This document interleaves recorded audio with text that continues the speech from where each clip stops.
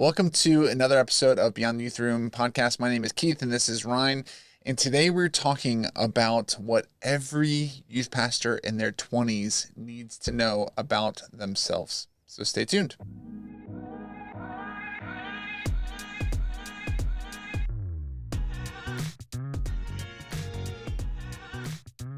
Now, Ryne, I am almost exiting my 30s. I thought you were going to say you're almost exiting your 20s, and I was like, don't lie, Keith.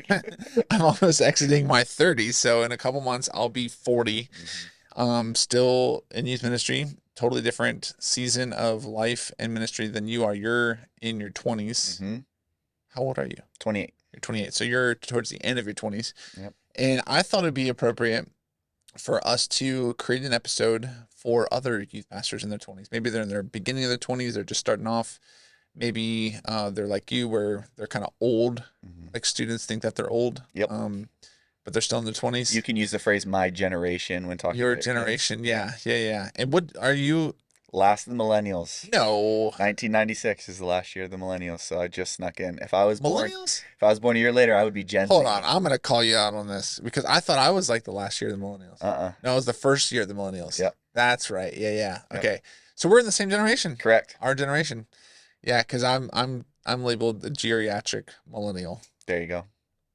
I don't know how I feel about that. Anyway, so we have a couple of things that we were discussing about what I learned about ministry and about myself when I was in the 20s that I wish someone had told me, or, kind of like a letter to myself back in my 20s. You're still in that mode, but you're kind of, you're nearing the big 3-0, and you might have some wisdom to pass down to people that are in their younger 20s. Yeah. Before we get into today's topic, though, two things. One, how are you doing? Good. I knew you were going to ask that, so I'm good. And then two, we want to just remind people that our podcast is sponsored by Edge Club, and Edge Club, specifically our student missionary training. So if you go to edgeclub.org/training, you can access our student missionary training, where we've had just in the past 6 months, 6 or actually almost 8 months now, we've had over 1,000 students get trained in our student missionary training, which we're very proud of. We are aiming for the 2024-2025 school year to train 10,000. And if you want to be part of that group that we train, then go ahead and go over to edgeclub.org, sign up for free, no cost to you. Sign up for free, and it's edgeclub.org/training. Yep. All right. So when we get into this topic, it is important to understand that this is actually the first thing that we had on here, and we both agreed that this. So it's not just like me telling you and you're like rolling your eyes, like, oh, come on, I've heard this before. But we both agreed that this should be on here, and it's this: it's okay to work hard. Okay, so I think there's two ends of the spectrum here. So one, I feel like in my 20s, I worked hard. Like, I really worked hard, and I did a lot of stuff. And I often felt bad for that. So there's one end of the spectrum where you might be listening to this and you're really killing it. Like, you're working hard. And we want to talk to you a little about that, because that was my experience where I was working hard. I was I was sacrificing a lot. I was doing, everything all at the same time. And so I felt bad for it because there was a trend, and I don't know if it's, maybe it's still there. I think it is still there. Where there was a couple people, like couple pastors that have written books where it was like, you should have like these absolutely clear boundaries, like where you're like, even if you're pastor, like you work 40 hours a week and you go home, like you turn your phone off and you don't answer anybody, like you don't. And then you had the opposite of the spectrum where you see, people that were just like, they never rested. They never did anything. They were not a good rhythm, and they burn out, and so I would say, as a caution to me in my 20s, I would say find that balance. Of course, like I didn't, like, obviously I'm still in ministry, so I didn't completely go off the deep end or, fail morally or, burn out or whatever. But there were seasons where I experienced some burnout, it wasn't enough to put me out of ministry completely or anything, but it was definitely some things where I had to dial back.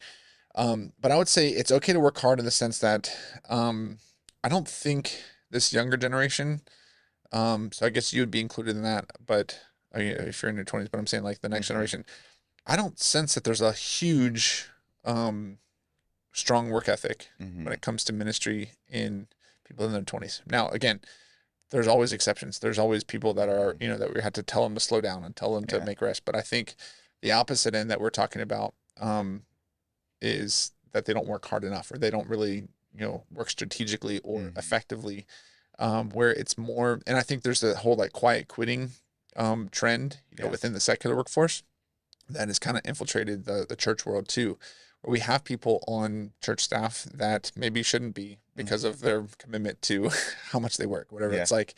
And so talk to me about that. Like, what was your experience?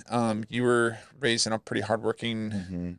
um, environment. Like, I know your dad, and he's an incredibly hard worker, and so I know that Yeah. they're so.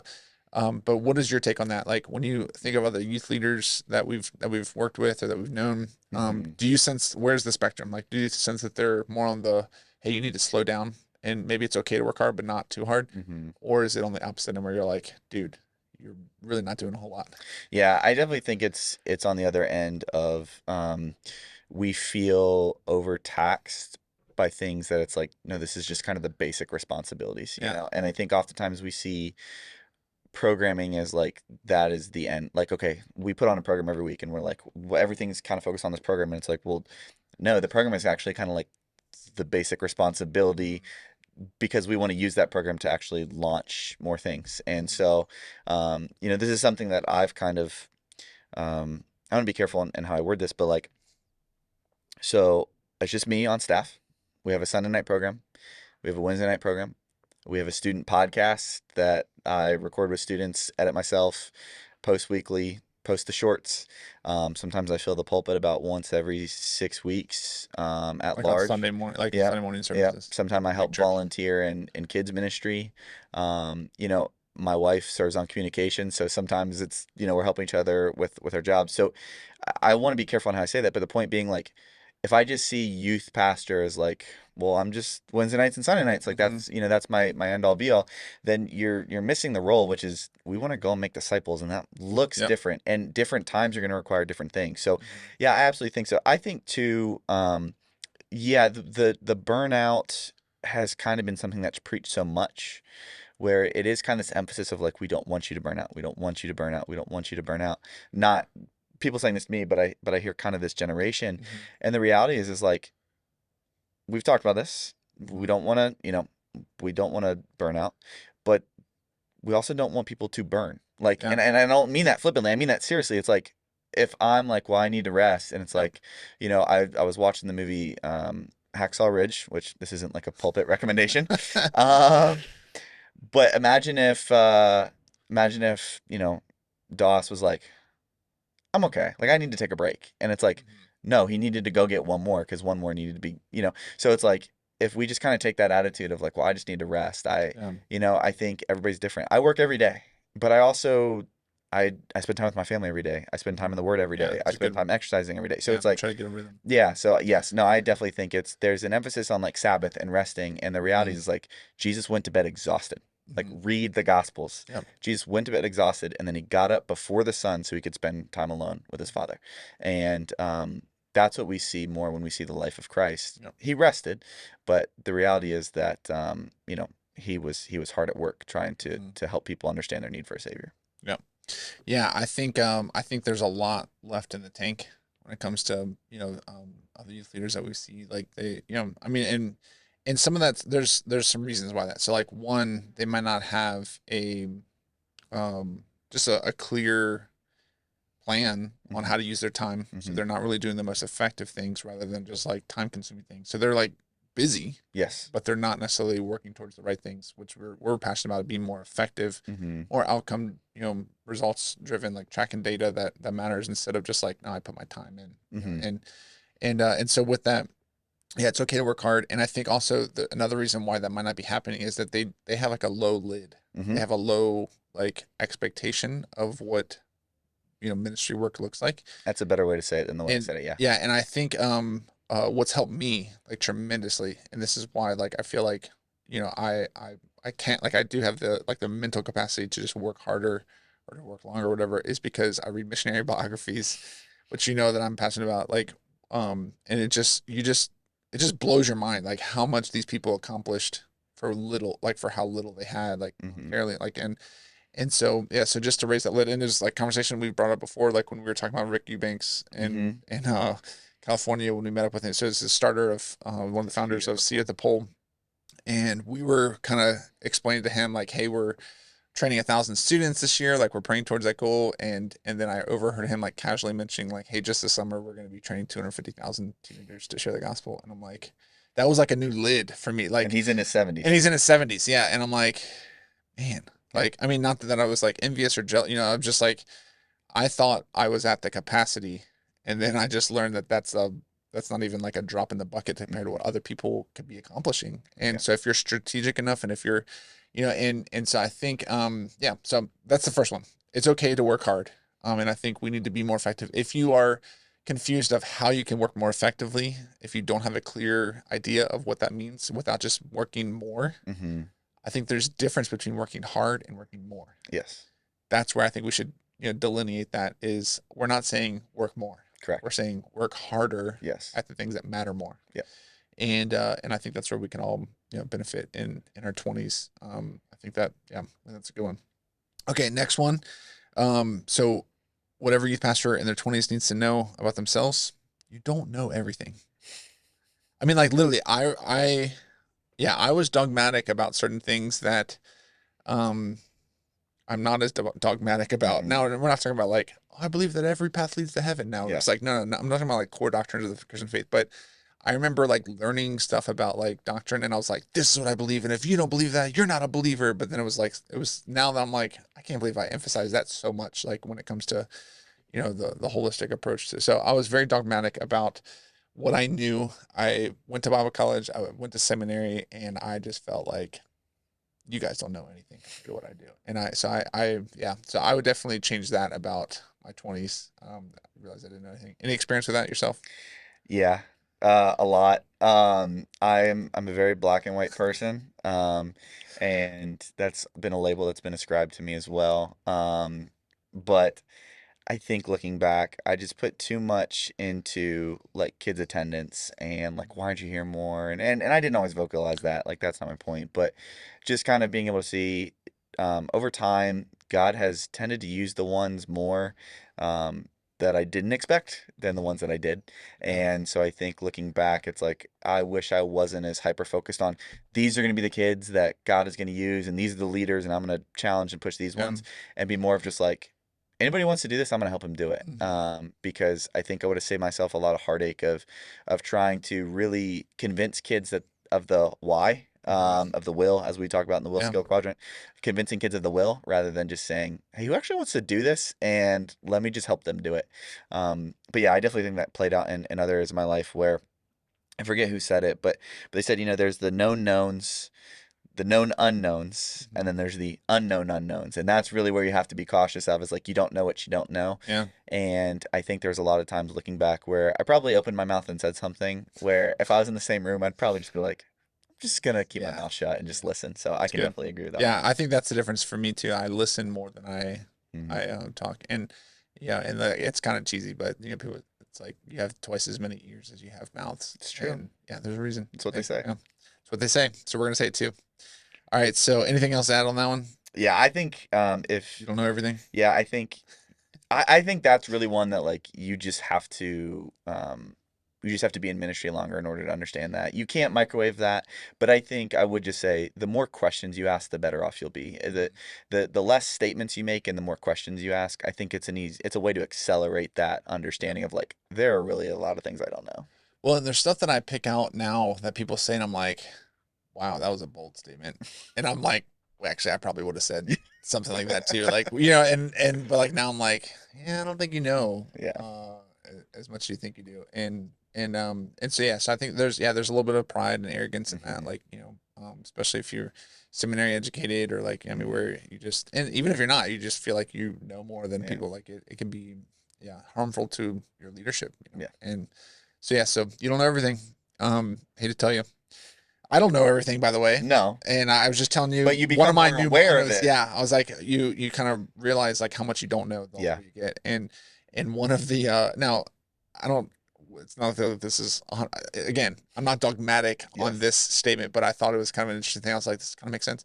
Um, I heard this statement recently. It was like, none of us know what we're doing, but some of us just do it anyways. And so I think like the violence of action can overcome a lot of, Hmm. like things that you're not sure, like, technique. And Yeah. so, but yeah, but when it comes to things that we're even recommending that we do in youth ministry, we're practitioners Yes. at the same time. So like this is always stuff like we're not always like, well, we do know everything and we're trying to teach you who doesn't know. It's like, no, we're still learning in the process too. And I think if anything, we've learned, that it's a moving target sometimes. Like we're adjusting strategy, we're adjusting, adjusting. Yes. There we go, adjusting different methods in our ministry as well. So so don't take us telling you that you don't know everything to mean that we do. Yes. Correct.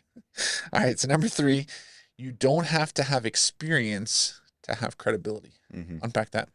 Yeah, I think a lot of times we say, "Well, I can't speak to a parent because I'm not a parent. I don't know what it's like to be a parent." Some of you listening might even be single, and so it's like, how am I supposed to speak on marriage or help students, parents who are struggling in their marriage? Like, how am I supposed to help them? And I would say like experience is valuable, so like certainly pull in people who have experience who can help you in that. But at the same time, God's word gives us credibility, not our experience. Yeah. And there's kind of this theme and phenomenon that's kind of been a buzzword recently of like lived experience, of like you don't have the lived experience that I do. And the reality is that a lot of times the heart is deceitful above all things. My experience can actually be more of a harm than a help. And so I have the ability to speak on anything that God tells me what he wants to say, because it's not me speaking on it, it's Yeah. God. And so I think that's a big thing, is don't be paralyzed by, well, I'm just not old enough yet, or I don't really handle this, or I don't really know, because I haven't actually been there myself. There's wisdom in recognizing that and bringing in, voices who have. Yeah. But at the end of the day, if God's word says it, we can say it. Mhm. If God is silent, we need to be silent. But I think that's kind of what that means, of like You- experience doesn't always equal credibility. Yeah. When I remember years ago, so like there was a point where I stepped out of youth ministry. I was the associate pastor at our church, and we hired a new youth pastor. And at that point, I had kids. He was freshly married, and I remember having a conversation. He's like, "How do I actually like talk to parents, like and with any kind of authority, Hmm. because I'm not a parent." And I was like, the same way that I talk to parents, because I never had teenagers yet. Yeah. Like, it's like, it's not like but they listen to me because I have the cumulative knowledge of youth leader, or, of teenagers, ministering to teenagers. So like so like a lot of parents of teenagers, they're experiencing it for the first time. Yes. And you have the accumulative knowledge. Like if you've been in youth ministry for a couple of years, you've seen lots of teenagers and how Hmm. they interact with each other. And so that you've noticed some trends, like behavioral things that like you can, and so the longer in youth ministry, you actually have a little bit more credibility, like to speak into, because you've ministered to like dozens or hundreds of teenagers, and they've only had one. Yes. And so they're like, "Is this normal?" And you're like, "Actually, yeah, that's Yeah. pretty normal." Actually, yours is doing better than Yeah, yeah. most. It's like, I'm not concerned about your student. Trust me. Like, and I've had several conversations Yeah. with, they're like, "Listen, I've seen a lot of students. Your student is not one that I'm concerned about." And they're like, "Okay, good." Yeah. And so with that too, like you can have your cumulative knowledge because you're ministering to lots of teenagers, and use that for credibility as well, even if you don't have a kid yourself, or if you're not married yourself. So number 4, so let's just recap the first 3. So it's Mhm. okay to work hard. Number 2, you don't know everything. Number 3, you don't have to have experience to have credibility. And Mhm. number 4, the church needs you. Mhm. Why did we include that one? Because I think oftentimes we see, a lot of the, for lack of a better term, I hate that we use this term, but it's kind of what it becomes, the celebrity pastors and all of these things. We see them, and they're more advanced in years. And for all of them that we see, we don't see the pastor who is in their 20s, who is really the future of their church. I mean, when you look at Paul, he had Timothy. And so in order for the baton to be passed, there needs to be somebody ready to grab it. And so we don't have to wait until we're in that position to affect change and to grow God's Yep. kingdom. Like the church needs you now to step up, to step in.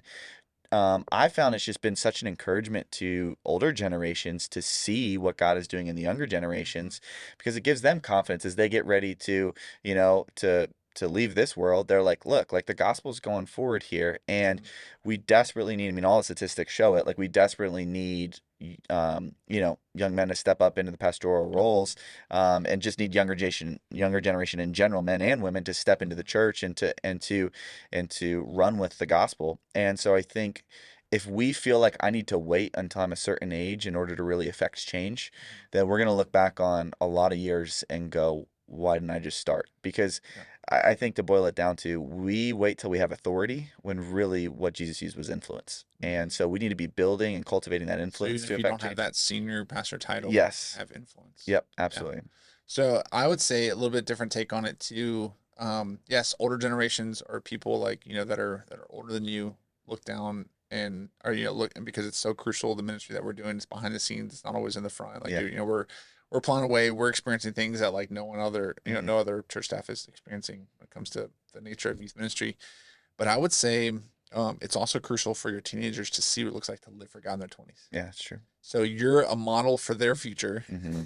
when a lot of people in their 20s aren't walking with the Lord. Yeah. Or, like that is a large gap in the Hmm. church today is we need people in their 20s to demonstrate what it means to be sensitive to the things of the Lord and to hate sin and to Hmm. advance the gospel and to live on mission and to disciple other people. Like they need to see it because in a few years they're going to be in that position and they're like, you know what? Like I remember how my youth pastor lived out the gospel and he didn't have to, but he did. And I think that's where not only the older generations need to see that in church, but like the younger generations need to see how that's modeled as they walk into their Hmm. 20s. And so yeah, and be transparent too. Like I mean, obviously not to the to the extent where it's a distraction, but like say like, hey, this is hard in your 20s Hmm. because all my other friends that I went to school with or whatever, like they're not walking with the Lord, and I Hmm. seem to be the odd person out. Like share that experience Yeah. so that when they get there, they're like, oh yeah, I remember when, my youth pastor was talking about this, whatever. So yeah, so the church needs you to demonstrate what it looks like to walk with the Lord in your 20s and to live on mission and to serve the church faithfully. So there's four. Hmm. It's okay to work hard. You don't know everything. You don't have to have experience to have credibility, and then the church needs you. Those are the things that we would want pastors in their 20s to know about themselves. Yeah. Okay, so rapid fire questions. Speaking of your early years of ministry in your 20s, if you could go back and change one thing in your early years of ministry, what would it be?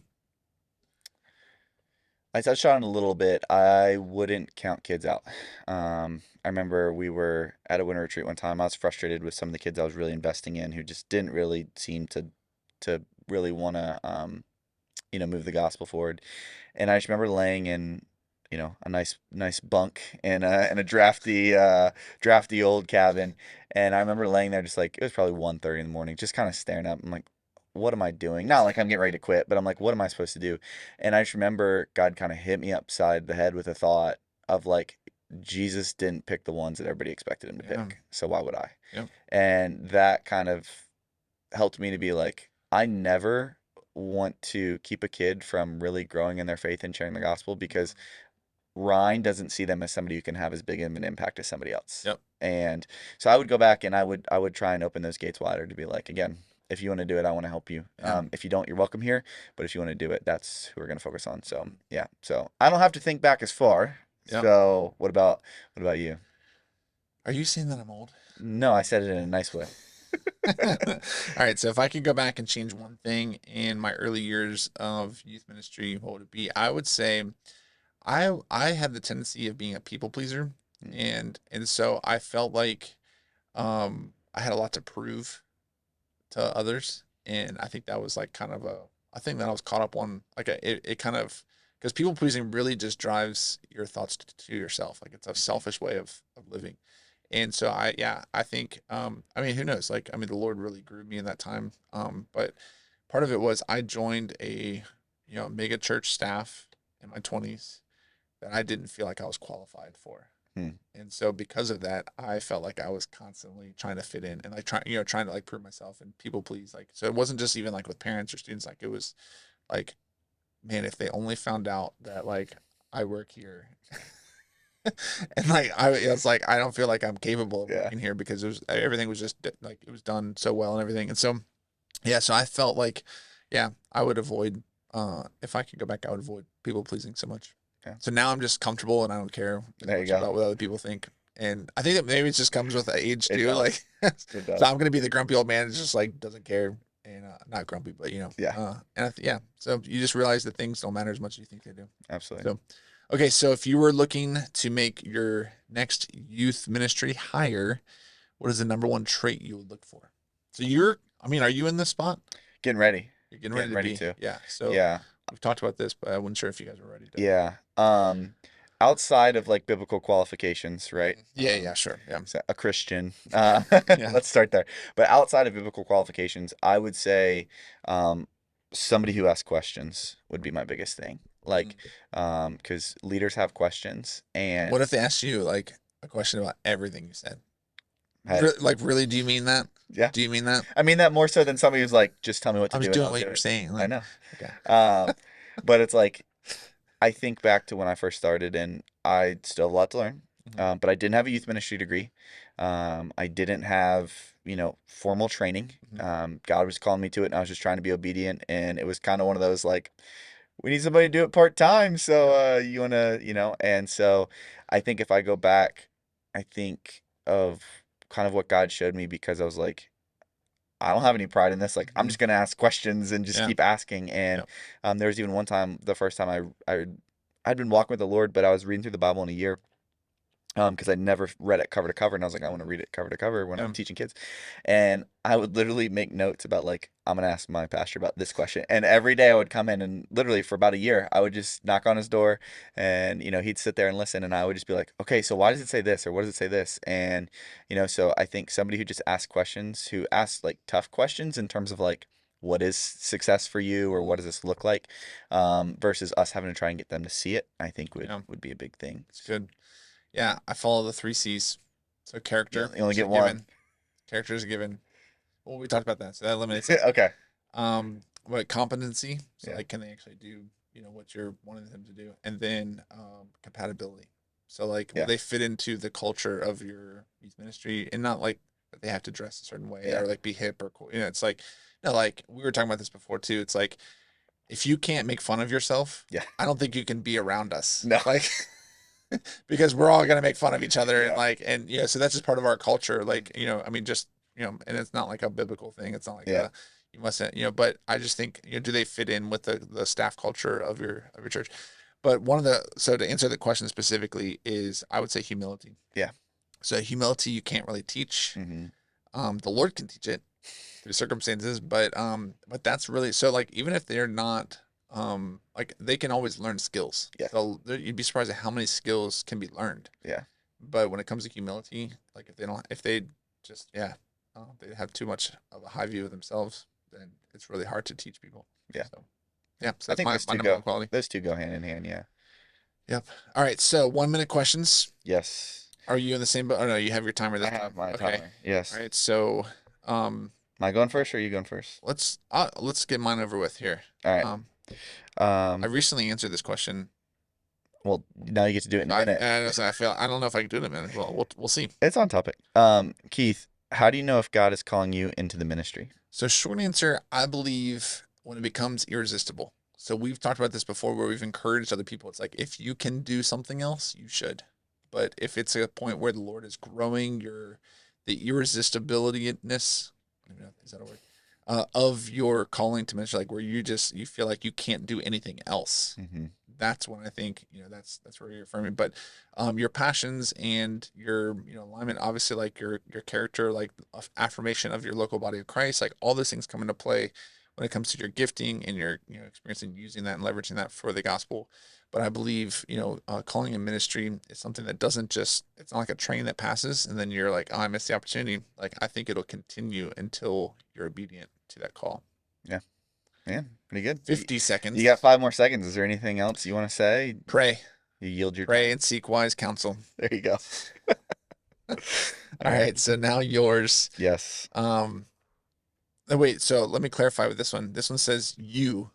Should I say should anyone? Someone. Yeah. Okay, so should, okay. All right. I'll Well, still should answer like it. a member Yeah. or looking for a church. Okay. Should you care about the size of your church when considering what church to be part of? No. A lot of people say, I want to be a part of a small church, or this one feels too big, and that's not to say that those, like, we don't even think those, what we're really saying is we want to be known. And so when looking at a church, what we should look for is a church where we can be known, a church where we can know others, but ultimately a church that's going to advance God's kingdom. And so there's been people, it's a common thing that you hear of, like, well, this church has just gotten too big. And the reality is that, no church can get too big, because, and in essence, as long as it's done well, because we need to go and make disciples. And so if we're making disciples, then churches are going to grow. Yeah. And so if the size of a church is something that is a defining factor, I think we need to go back and saying, what is the purpose of the church? Because in Acts, we see thousands of members added daily. And so I think when we have the real picture, we want to grow the church as large as possible. Mm. So, and there's nuances. And Yeah. if you're listening, you get that. But I think, and I think to, go back to what you're saying, I think that's they're not really saying that it's too big. It's they don't feel like they're known, Yes. or they don't feel like they can, be known within the church, or like serve, And so I do get that in that sense. But yeah, that's not in essence what they're really saying. I don't feel known. Correct. And that could be a sign of unhealth within the church. Well, they're Like, if saying you're I'm just struggling to find community in this. or is it, because we've seen this happen too, where every time there's an issue with the church, they just go to another one. Yep. And it's like the common denominator here is you. And Yes. so yeah, I mean, really evaluate that in your own heart to say, like, is it the church, or is it the church I'm trying to, or is it like, but it's like, I tried for 17 years to get involved with a small group and I didn't. Yeah. Well, it's probably too long to try, but you know what I mean? Like, Yeah. is it something that you're just not willing to commit Yeah. Yourself? So yeah, good. Okay, so that concludes another episode of Beyond the Youth Room podcast. Again, we're sponsored by Edge Club Student Missionary Training. You can access that at edgeclub.org/training, and it's free to use. So go ahead and log in, take a look at it, and show it to your students to train them up to mobilize their world for the gospel. So we'll see you guys next time.